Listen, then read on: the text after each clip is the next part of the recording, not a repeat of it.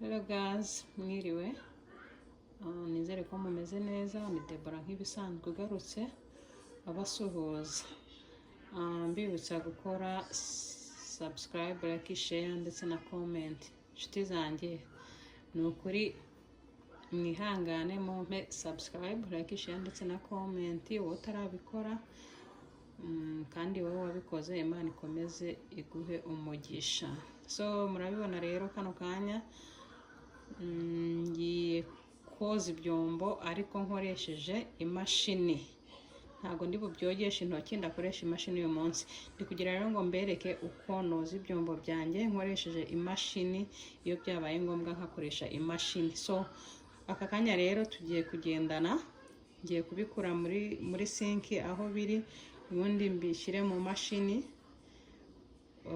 Mbere kuko mbipangamo nuko mfungura imashini n'uburyo nshyiramo isabune byose hamwe, mureke tugendane umunota kundi ntihagire akantu kabacika na gatoya. So reka rero dutangire no gukura ibyombo byacu muri lavabo. So murabona rero tubanza dushyiremo ibi, fungura imashini yawe, murabona harimo n'ibindi. Rero najya amasahane nk'ibisanzwe, ibingibi birogeje katubikuremo, ubundi tubone umwanya wo gushyiramo ibindi bitogeje. Ushaka ubika ibyombo byawe mu mashini nta kibazo kiba kirimo. Ubundi wakenera isahane iyo ari yo yose uyikuramo, ariko iyo bibaye byiza ubikuramo kurushaho, kuko ntabwo nkoresha imashini buri munsi, kereka iyo mfite ubunebwe cyangwa se ibyombo ari byinshi. Kuvuga ngo rero iyo ari byinshi bikuramo, babishyira mu mwanya wabyo byogeje, ubundi ubone uko ushyiramo ibindi byogeje bihe ibitogeje umwanya. Ibintu byose rero ngenda mbishyira mu mwanya wabyo, imifuniko n'amasafuriya ngomba kubishyira mu kabati kugira ngo ube mu mwanya wayo.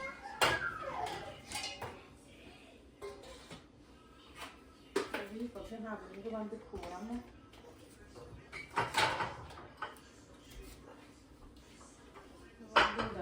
ndongeraho ibindi kuko byo ntabwo bitwara umwanya munini,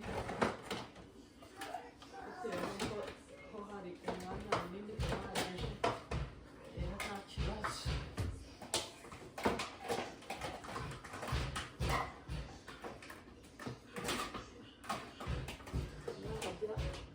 Udusorori tw'amaparasitike n'amasahane y'abana y'amaparasitike,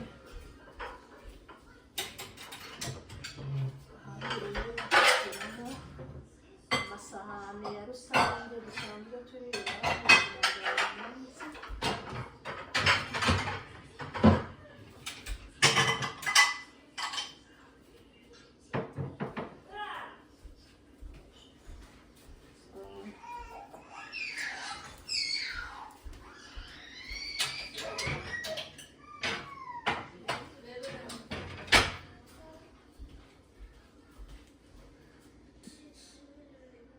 Okay, noneho ndabona ibyombo byari byogeje bishizemo, turahera kuri ibi biri aha,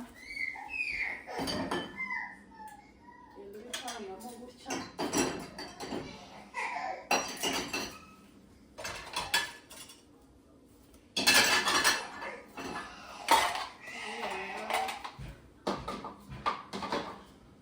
Ubivangamo neza kugira ngo ibindi umwanya. Turabishyiramo nyuma n'amatasi, nabyo bifite umwanya wabyo.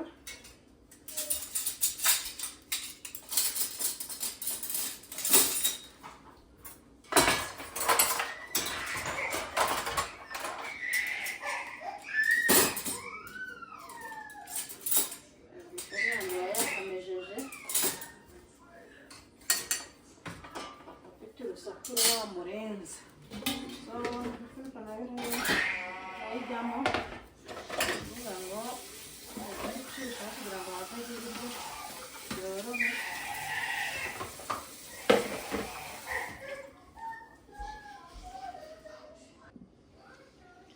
Gazi ihangane gato nari ngiye kureba iby'umukoro biri kwiga hano.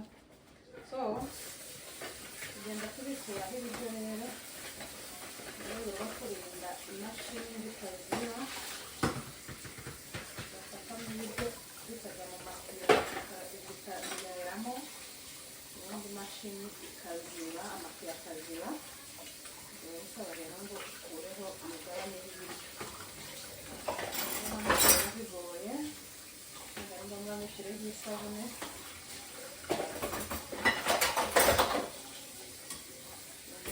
Icyo ushaka kugeraho gusa kugira ngo ibiryo biveho, ubundi ushyire ibyombo byawe mu mashini.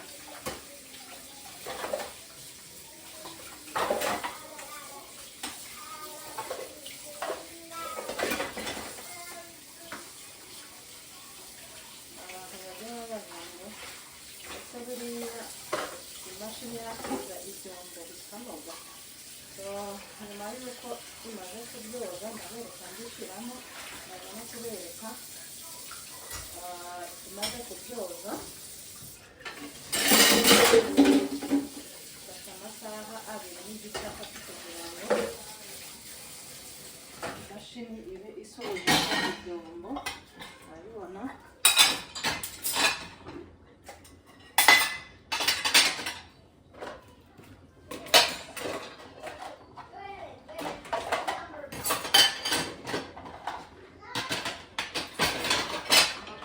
udupapuro dushyira inyuma ngo bize koroha, bize ukunde umwanya ndetse n'abasanzwe umwanya. Rero biba byiza.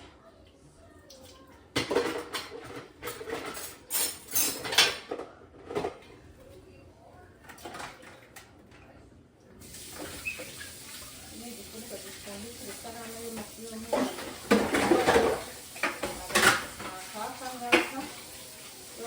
Akajyanamo ibiryo ku ishuri rero.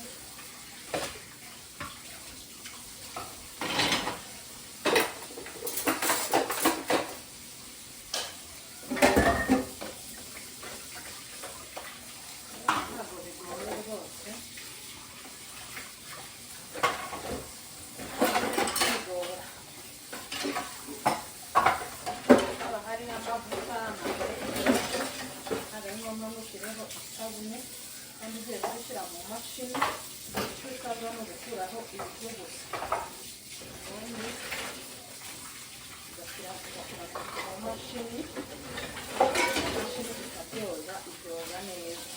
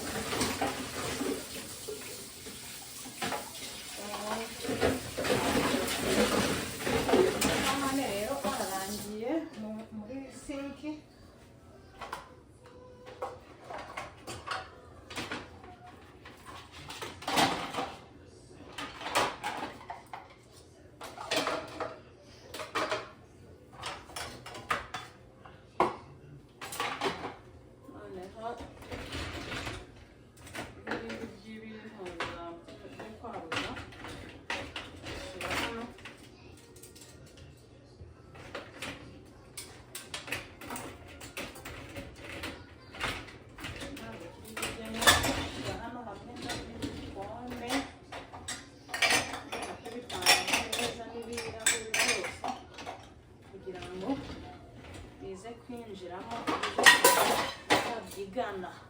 So dushyiremo n'ibintu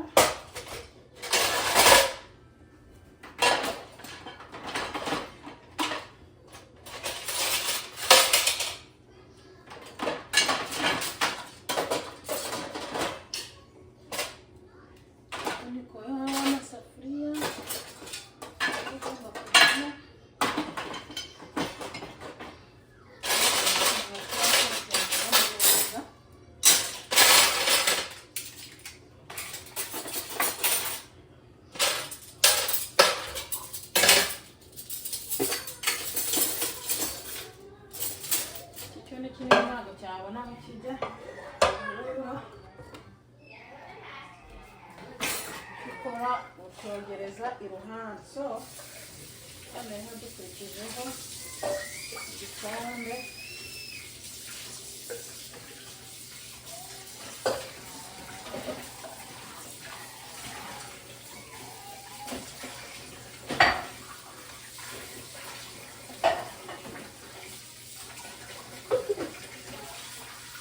nabyo bishyizemo.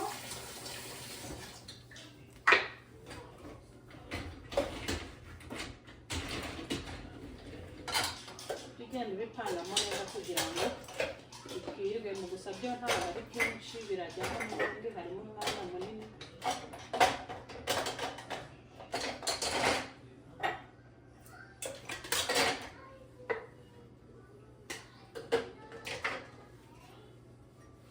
Urabona ko haracyarimo umwanya munini. Dushyizeho ibiyiko,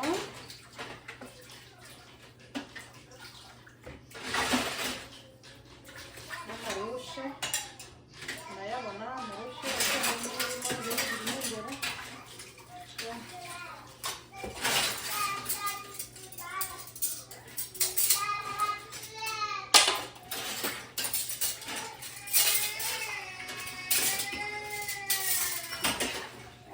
Barangira bayibamba.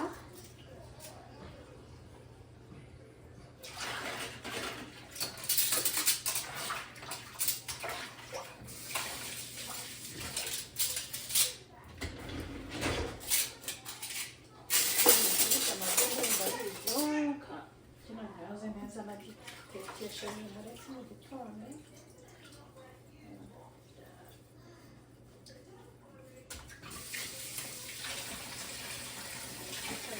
Ngo bishyireho ari umureti ntabwo bisa kuva.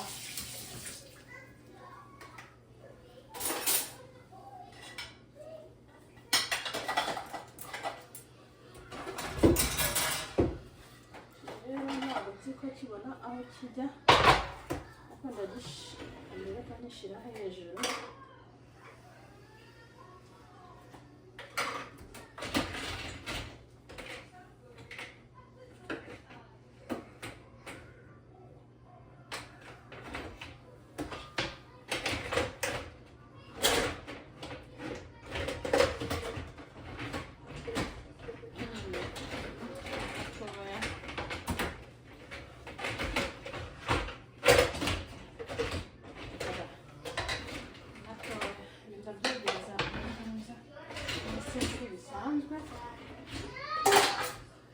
Uko biri kose nta kindi gisigaye, ibyo ngibyo ndagereza muri sinki nk'ibisanzwe.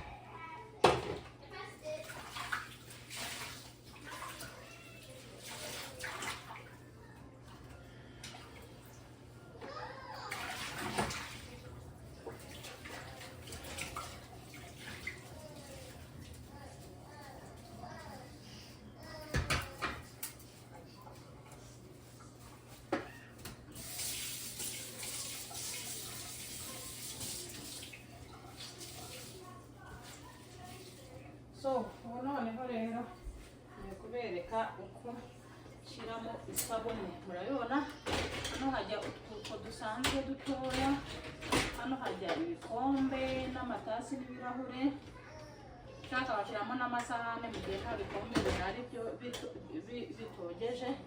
Aha ni amasahane n'ibiyiko byose n'ibindi bintu ubona ko ari ngombwa. So isabune yacu rero nizere ko muri kubireba neza, akamaro cekinga ndebe.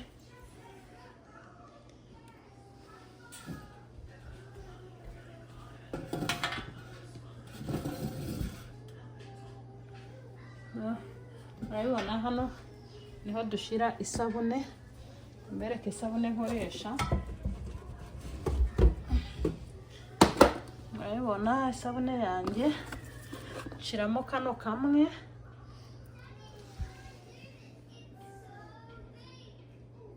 urakabona. Ngashyiramo rero hano gutya, nkafunga.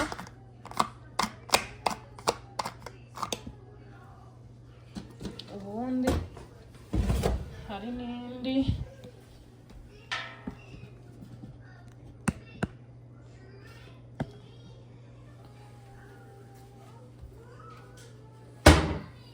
urabibona ni nk'aho ari sanitayiza y'imashini, urabibona yo ni amazi. So nayo rero ngafungura hano ubundi nkasukamo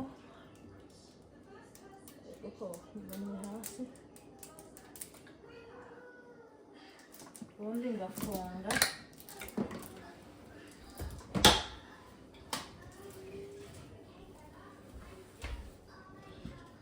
Urabibona rero namaze gufunga ibyombo byacu, urabibona birimo neza.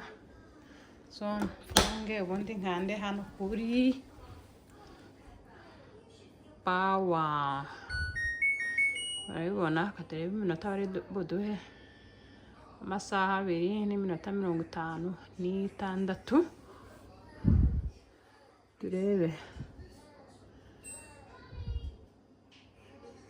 Okay, ndagabanyije amasaha 2 n'iminota. Okay, kuri start n'iminota 38.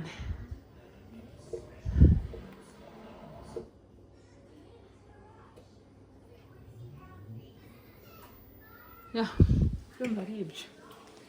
Mashini yacu ntagisakuza rero.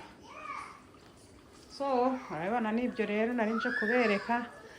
Kambareke mugire ijoro ryiza, bari nijoro, bari ku mugoroba mugire umugoroba mwiza. Imana ikomeze ibarinde. Mbibutsa gukora subscribe, like, share ndetse na comment. Wowe wabikoze ndacyagusabira umugisha ku Mana. Imana ikomeze iguhe umugisha, impagarike n'ubugingo, kandi nawe uzagire abagusapotinga, abaguha support. Imana ibarinde rero, turi kumwe naho gutaha.